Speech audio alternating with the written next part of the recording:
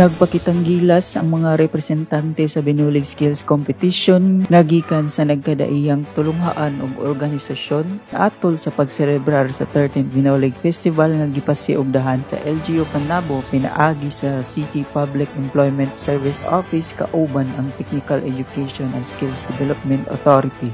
Adunay 5 ka competition ang gitanyag sa kalihukan, mao ang bartending with fair and mixology competition, artistic fruit and vegetable carving, dish gardening, cake decoration ug cooking bangus dish with artistic plating. Dili lang ang mga bisita ang nalingaw, apil na ang mga partisipante sa ilang gihatag ng patakos o pinasahi nga diskarte aron masungkit ang kadaugan. Anaa ang dakong suporta ni City Mayor Jose A. Relampagos, pinaagi kay OIC City Cultural Communities Affairs, Mr. John Bulfango, og Cheryl B. Espinosa, ang peso manager nga nanguna sa paggiya sa maong kompetisyon. Kauban sa kamera sila Aljun Castilla og Louie Panagsagan, kini si Richard Ligtas nga gikan sa City Information Office Broadcast Services alang sa Frontline News Panabo. Importante, inform.